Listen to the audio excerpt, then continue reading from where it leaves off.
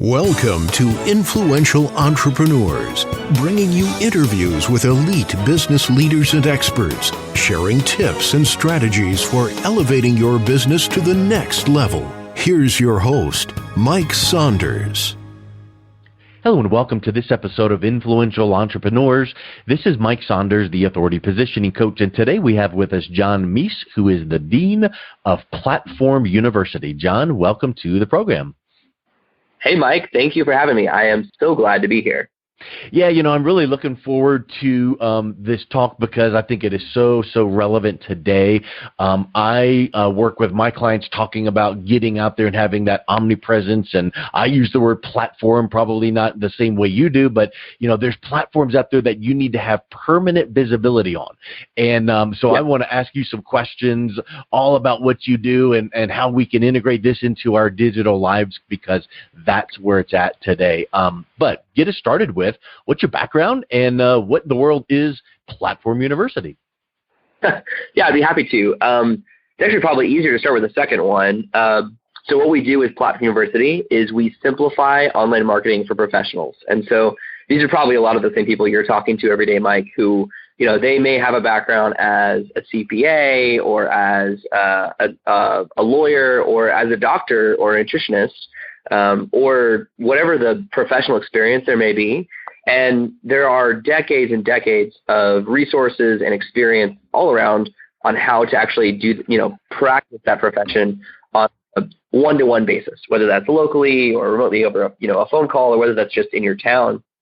But there's this whole new online world, and there's a lot of people who are really struggling to figure out how do they take their hard-won expertise offline and translate that online. And so we help them do that. So the core of what we do is we have a membership site that where we have a community of a couple thousand professionals who are all doing this together.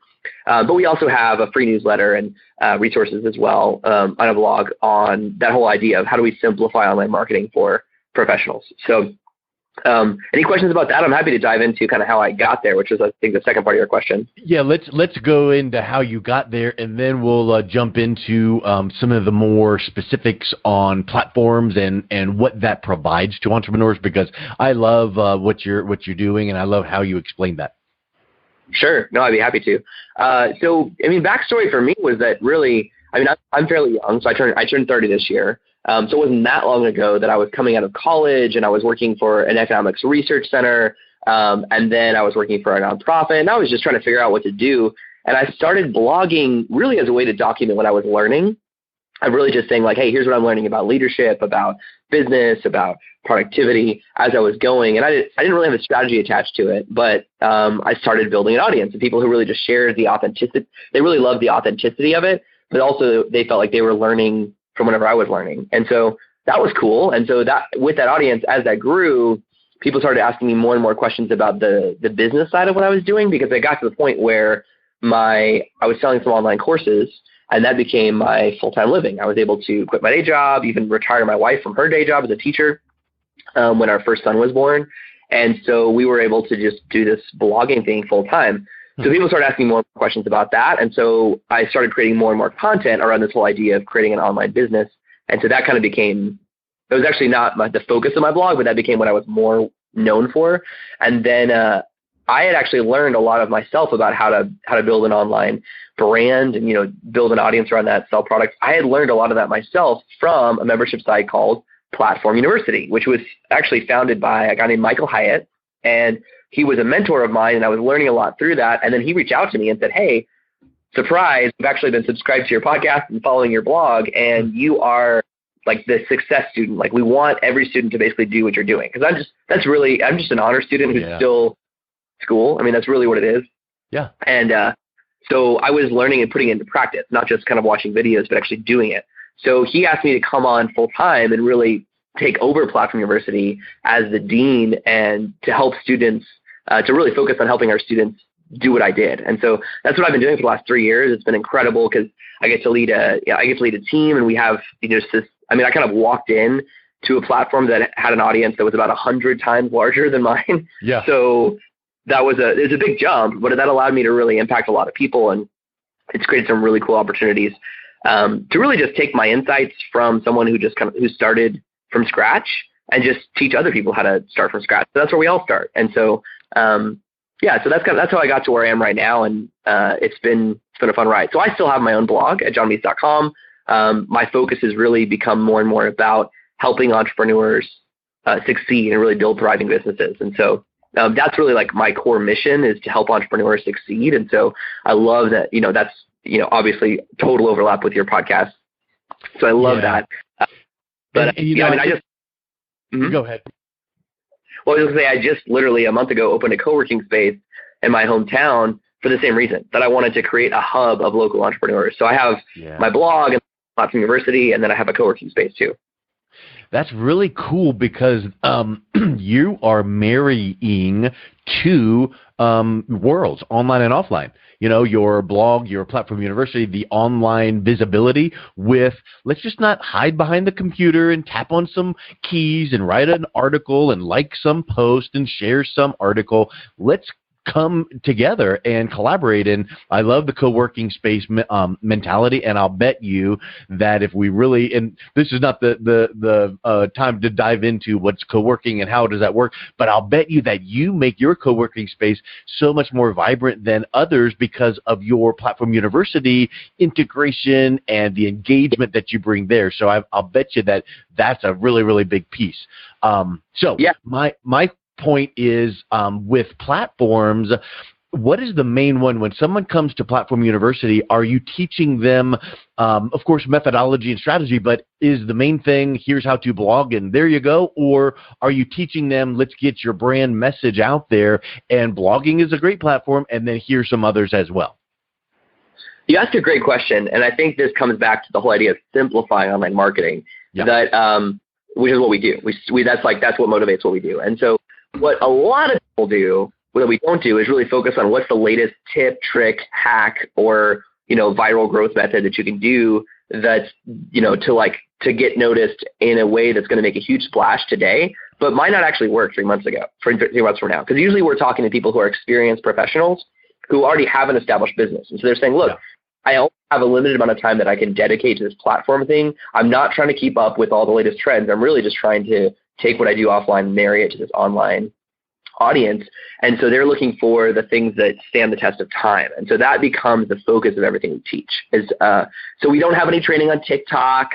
We don't have any training on IGTV. So we're focusing on really the foundational principles. And so even the word platform, you make a good point earlier that it's a word that has a lot of definitions. And so sometimes that works against us. But it comes from this really core idea that not too long ago, just a couple hundred years ago, if you had a message that you were really passionate about and you wanted to get heard, you literally had to stand on a platform. Now, at the time, the easiest platform to find, if you looked around, where there were all these empty wooden boxes that used to be filled with soap.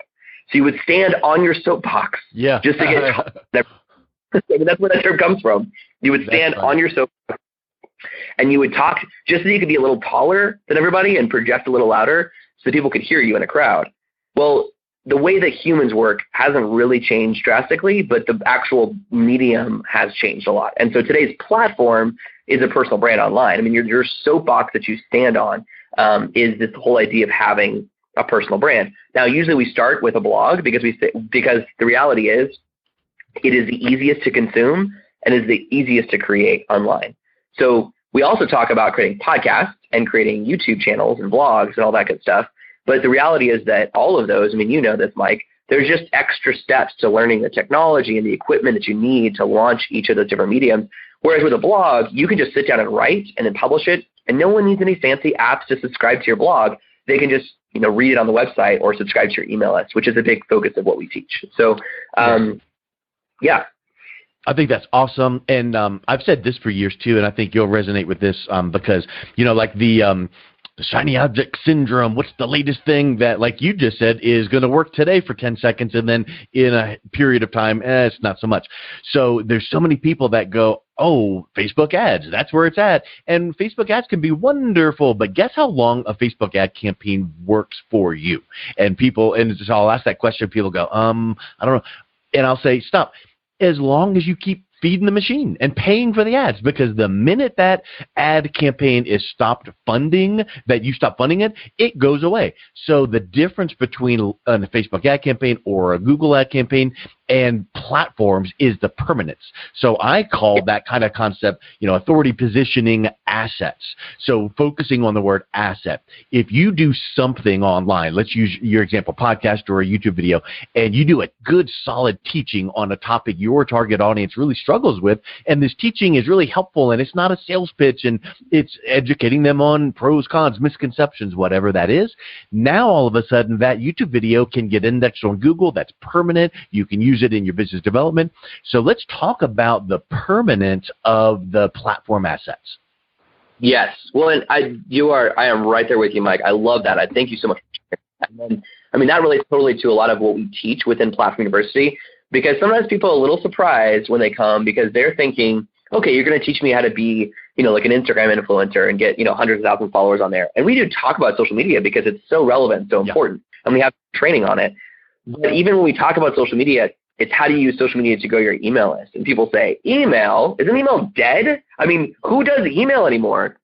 But the reality is everybody does. Yeah. And there have been people who have been, there have been people in this industry who've been making a full-time living supporting a business through nothing but email for more than 20 years. No other medium online can say that. It's the one that so far has stood the test of time. And one email subscriber is somewhere between 15 to 20 times more likely to make a purchase than a social media follower. And so it's not sexy. It's not exciting. It's not always glamorous to have a big email list versus a big social media following, but it's effective. And it's really building a foundation for your business and really treating your business like a business. Really like taking the word entrepreneur seriously, which a lot of people don't do online. They kind of they're like, oh yeah, I have a Facebook page that powers what I do, but they don't really treat it like a business. Yeah, I think that's a big thing that people probably one of the biggest problems that I would say that people deal with, and you probably too, is like what I just mentioned, shiny object syndrome. And they'll go, oh, cool, Platform University, and I get halfway through, and then bing, this new thing comes out, and I'm going to shift over to that. And you've got to just do what is going to stay for the long term. And I think that when you really boil it down, you've got to know who you are. So like in your business, what's your competitive advantage? What do you really do that sets yourself apart, that changes the lives of your target audience? And then who is your true target audience? Because I feel once those two things are defined and really clarified, now it doesn't matter what platform you're choosing. You're talking about something that's relevant to your audience, teaching them, not selling them, and then they're ready to listen. So if it is that blog post and you're a wonderful writer, write great articles that go deep on that thing you do. And I even would say, so A, what's your thought on that? And then B, let's talk about multi-use and multi-purposing content. So as an example, you know what, I just can't type or write, and I just kind of get, but doggone if I can't do a podcast interview or a video. So do that and teach that one specific topic. And then once that's done, that becomes your YouTube video, your Facebook Live, and you transcribe it, and that becomes the genesis of your good article, blog post, because you're going to clean it up at that point. Yeah, no, I love that. Well, so backing up to what you said about just getting clear on your target customer, your target audience, that's gold right there. And what you're talking about is when someone joins Platform University, they're usually pretty eager and excited to get started. And so they want to jump straight to like, how do I grow my audience? How do I launch a blog post? So sometimes, not always, but sometimes they're a little surprised that the entire first module of our core curriculum is all focused on brand identity, which is about your vision for your platform. And it's about your target audience. It's about your unique value proposition, what sets you apart. And so you have to get clarity on that before. And we make that clear that you have to do all that first, because it doesn't really matter if you have a shiny website or if you have a profile on every social media profile, because all of those, you kind of alluded to this, Mike, the technology is really it's just a tool. We're really after the people. We're really trying to reach the people on the other end. And so if you get clear on who the people are that you're trying to reach, then you work backwards from there and say, okay, well, if the people I'm trying to reach are on LinkedIn, then I should be on LinkedIn. If they're on Facebook, I should be on Facebook. If you're really just trying to reach the people, and it becomes less about, the actual like technology in the middle. That just becomes a tool to help you get there. And so Yeah, I mean, that's what I would say on that one. And then you had a question there about the whole idea of, were you trying to get at repurposing content, or just the idea of kind of like, which do you start with, a blog, podcast, and where do you go from there? No, the point that I was making is you describe your, traditional target audience is it's kind of like a business professional or a business owner, someone that's established like that CPA. Well, those people don't have time. You could sell a course on how to do Facebook Lives every single day, and they're going to go, I don't have time for that. So my thought is there's a huge power in doing that one thing and then using that one action and activity that took you time and having maybe an admin or a VA or someone go, okay, I shot that 12-minute video, 4-minute video, whatever, chop it up into segments, and how can we multi-use that one action? So I'm back at work. I'm doing my taxes or whatever I'm doing for my clients. But yet that one piece has now turned into these things. Yes. Well, you're obviously a total pro, Mike, because you know where this is headed. But yeah, what we teach is how to build your platform in 30 minutes a day. So we don't teach you how to do it in a weekend or how to do it in a week or how to like hustle and grind. We teach you how to do it in 30 minutes a day, because even if you're a busy professional, you can schedule time to work on your online audience. And so to your point, Mike, we usually start with saying like you have to create that original content to get you started and to prime the pump, and you have to build the habit. But yes, we are huge fans of repurposing content, and not just, so the first level of repurposing content is taking that idea and either you or someone on your team or a contractor that you delegate to taking that little audio recording or that little video recording and turning that into, multiple different versions of that content, whether it's a blog, a podcast, or a YouTube video. But we're also huge fans of repetition.